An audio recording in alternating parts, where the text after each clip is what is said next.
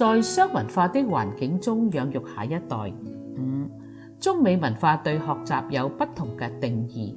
作者周國考兒 Francis Chow 初刊於《號角美西南版》2003年1至10月，並於2025年1月更新。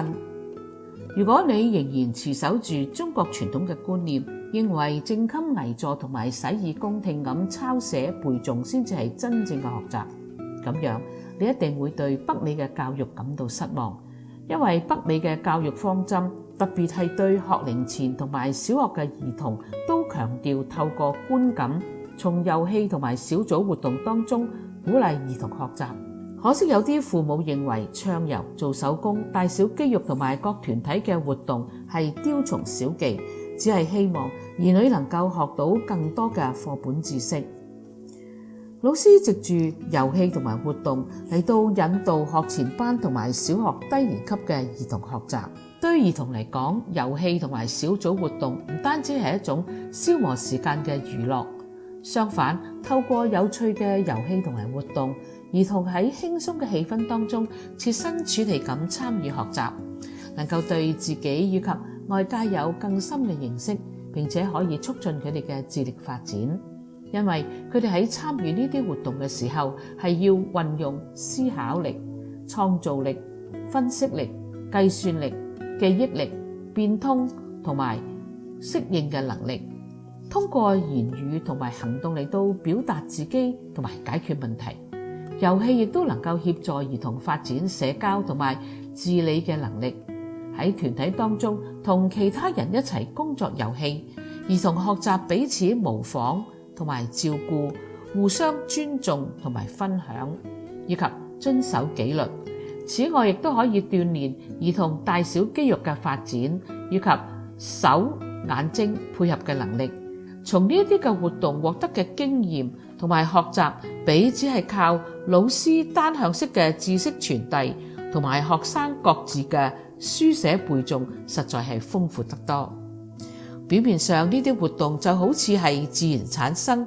但係實際上老師都係好熟悉兒童喺各方面發展嘅生理時鐘，同埋某啲階段能夠學習到嘅概念。老師喺課前預備資源，安排一啲使兒童能夠透過視覺、觸覺、嗅覺、聽覺同埋味覺嘅遊戲與活動嚟到學習概念。喺上課嘅時候，老師會從旁指導、鼓勵發問題，帶出概念同埋督導學生嘅安全記錄。隨住一啲家長普遍都認識嘅帶動唱、跳舞、繪畫、手工同埋各種嘅運動之外，筆者喺以下介紹一啲老師時時用嘅遊戲同埋活動，希望家長能夠明白呢啲嘅活動嘅原理同埋效用，並且作為借鏡喺課餘培養仔女從事呢方面嘅學習。好多幼稚班同埋學前兒童班嘅教室都設有一個創意遊戲中心，中心內放有各種嘅衣服、帽、鞋、舊嘅飾物、公仔、床仔、廚房嘅用具、兒童遊戲用嘅醫療工具等等。兒童就利用佢哋去扮演不同嘅家庭同埋職業嘅角色，比如玩煮飯仔啦、上茶樓、睇醫生等嘅戲劇，或者係幻想自己係某一個故事嘅主角，將故事演變出嚟。呢啲活動都能夠助長言語同埋感情嘅表達，亦都反映出佢哋對社會環境同埋人際關係嘅認識，以及解決問題嘅方法。老師亦都藉着遊戲加強兒童對某啲概念嘅認識。Behind 喺後面， Between 介於兩者之間，同埋 Beside 喺旁邊，呢幾個表示位置嘅概念，唔單止對啱啱學習英語嘅華裔兒童特別難辨認，連白人嘅兒童亦都時時對呢一啲嘅概念混淆不清。老師就可以藉住遊戲加強兒童對呢三個概念嘅認識。例如，老師可以編排3個身材大小不一嘅小朋友嚟到扮演熊爸爸、熊媽媽同埋小熊，利用佢哋一家人去森林探險嘅情節嚟到去講明呢一啲嘅概念。熊爸爸因為害怕小熊會迷路，所以爸爸就喺前面引路，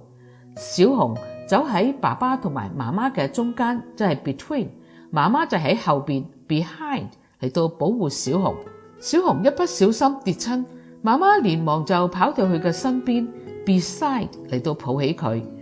老師一邊講解呢啲嘅概念，一邊就指揮呢3個小朋友去移動位置。排演幾次之後，小朋友就對呢3個概念可以分得清楚。老師亦都可以藉住呢啲嘅情節嚟到解釋快 quick 同埋慢 slow 嘅概念。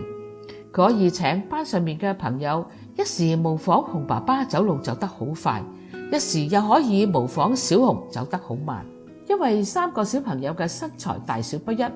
老師亦都可以藉住咁樣嚟到去講明 large 即係大， medium 即係中， small 即係細呢3個尺碼嘅概念。所以一個靈活同埋童心未泯嘅老師可以藉住遊戲同小組嘅活動，幫助兒童喺輕鬆愉快嘅氣氛當中不知不覺嘅學習好多嘅概念。從小學開始，學生通過合作小組、角色嘅扮演、短劇、工藝製作等活動嚟到互相切磋。上咗小學之後，老師會時時設計各類嘅活動，使學生從合作小組當中學習。例如，老師可以藉住簡單嘅描述同埋閱讀，向學生講解黑人喺美國被歧視嘅歷史，然後將學生分成幾個合作小組，俾佢哋一齊更加詳盡嘅閱讀同埋做習作，互相嘅切磋，通過集體嘅探索、分析、分享資料同埋心得嚟到學習主題。學生或者用 Rose Park 呢個黑人女士唔肯喺公共汽車上面讓位俾白人，同埋 Martin Luther King I Have a Dream 嘅歷史事實嚟到排演短劇。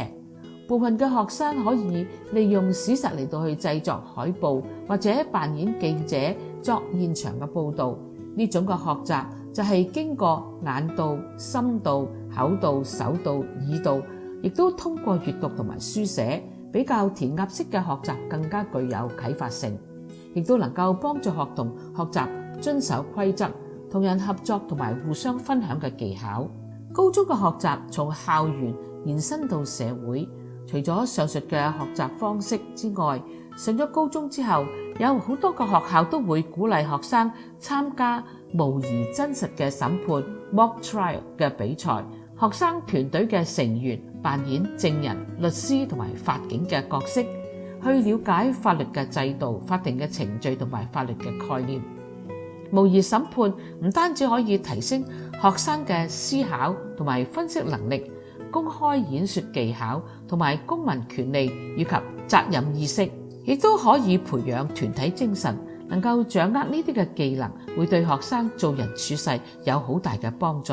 遠勝於書本上面取得嘅知識。喺北美，好多高中生亦都參與服務學習 service learning， 呢個係一種將課堂學習同社區服務結合嘅教學方法。學生將課堂上面學得嘅知識應用喺現實世界嘅問題。學校將學生同當地、國家或者係國際組織合作嚟到解決社會嘅現實需求。例如學生參加回收計劃同埋組織食物募捐活動等等，呢啲亦都能夠幫助學生培養公民責任感、社會技能同埋道德發展。而華人父母應該點樣鼓勵仔女從遊戲以及活動當中學習？我哋會喺下一次介紹。